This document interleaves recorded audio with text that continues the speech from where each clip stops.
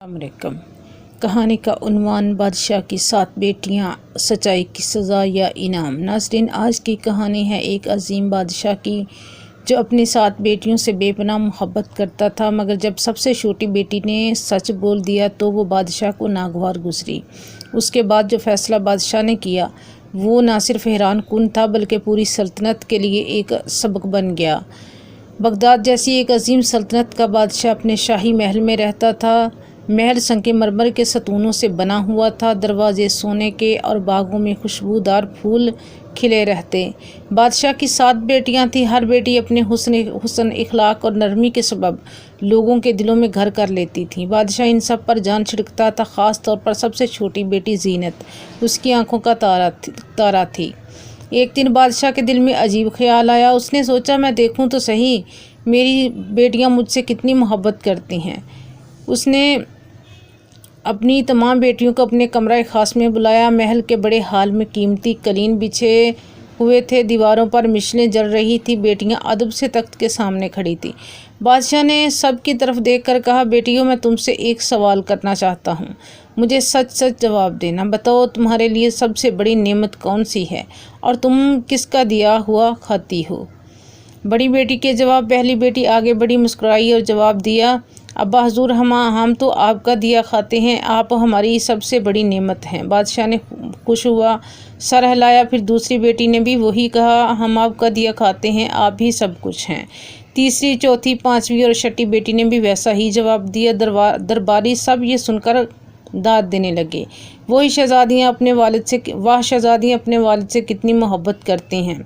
بادشاہ کا سینہ غرور سے چوڑا ہو گیا۔ 7ویں بیٹی کا جواب۔ اب سب کی نظریں سب سے چھوٹی بیٹی زینت پر تھیں۔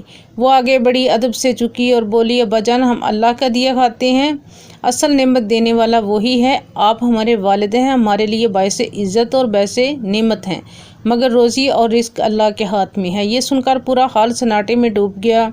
درباری حیران رہ گئے، 6 بہنیں بھی ہکا بکا دیکھنے لگیں۔ بادشاہ کا غصہ۔ بادشاہ کا چہرہ لال ہو گیا۔ اس نے غصے سے کہا، زینت، تم نے یہ کیا کہا؟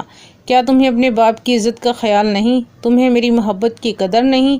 باقی سب بیٹیوں نے میرا مان رکھا اور تم نے مجھے کمزور کر دیا۔ چھوٹی بیٹی ادب سے بولی، ابا حضور، میں نے جھوٹ نہیں کہا، آپ ہماری پرورش کرتے ہیں، آپ ہمارے لیے نعمت ہیں، مگر اصل رازق اللہ ہے۔ میں آپ سے محبت کرتی ہوں، مگر حقیقت یہی ہے کہ سب کچھ اللہ کا دیا ہوا ہے۔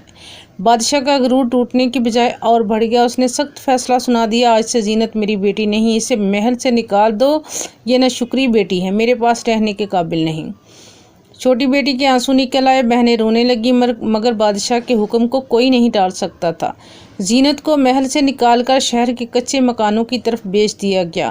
وہ رات بھر سڑک پر بیٹھی رہی، اللہ سے دعا کرتی رہی، یا اللہ، میں نے سچ کہا اور سچائی کی وجہ سے سزا ملی، مگر میرا یقین ہے کہ تو ہی میرا رازق ہے۔ اللہ کی مدد۔ کچھ دن بعد ایک قافلہ بغداد آیا۔ قافلے کا سردار بیمار ہو گیا۔ اس نے زینت کو دیکھا، اس کی خدمت گزاری سے متاثر ہوا اور کہا، بیٹی، اللہ نے تجھے صبر اور ہمت دی ہے، میں تجھے اپنی بیٹی سمجھ کر اپنے گھر لے جاؤں گا۔ یوں زینت کو نیا سہارا ملا۔ قافلے والے نے اس کی شادی اپنے بھتیجے سے کر دی جو نیک اور محنتی آدمی تھا۔ دونوں کی زندگی اللہ کے شکر اور عبادت میں گزری۔ بادشاہ کی آزمائش۔ ادھر بادشاہ کے محل میں عجیب حال ہوا، اچانک سلطنت پر قحط آ گیا، بارشیں رک گئیں، کھیت سوکھ گئے، محل میں غلہ ختم ہونے لگا، درباری پریشان تھے۔ بادشاہ نے سوچا، میری بیٹیاں کہتی تھی کہ ہم باپ کا دیا کھاتے ہیں، اب میرا دیا کہاں ہے؟ میں تو خود پریشان ہوں۔ اسے اپنی چھوٹی بیٹی کی بات یاد آتی، ہم اللہ کا دیا کھاتے ہیں۔ بادشاہ کو احساس ہوا کہ سچائی وہی تھی جو چھوٹی بیٹی زینت نے کہی تھی۔ بادشاہ نے زینت کو ڈھونڈنے کے لیے قاصد بھیجے۔ جب وہ ملی تو باپ نے اس آنسوؤں کے ساتھ کہا، بیٹی، مجھے معاف کر دو، تم نے سچ کہا تھا اور میں نے غصے میں آ کر ظلم کیا، واقعی رازق اللہ ہے۔ زینت نے عاجزی سے کہا، ابا جان، میں نے صرف سچ کہا تھا، جو اللہ کا حکم ہے اسے بدلنے کی جرات کسی کو نہیں، میں نے آپ کو معاف کیا اور آپ مجھے معاف کر دیں۔ ناظرین، اس کہانی سے ہمیں یہ سبق ملتا ہے کہ اصل رازق اللہ ہے، والدین اور بادشاہ صرف ذریعہ اور نعمت ہوتے ہیں۔ سچائی بعض اوقات کڑوی لگتی ہے، مگر انجام کار کامیابی اسی کی ہوتی ہے۔ غرور انسان کو اندھا کر دیتا ہے، لیکن عاجزی اسے حقیقت دکھاتی ہے۔ بیٹیوں کی محبت قیمتی ہے، مگر ایمان اور سچائی سب سے بڑھ کر ہے۔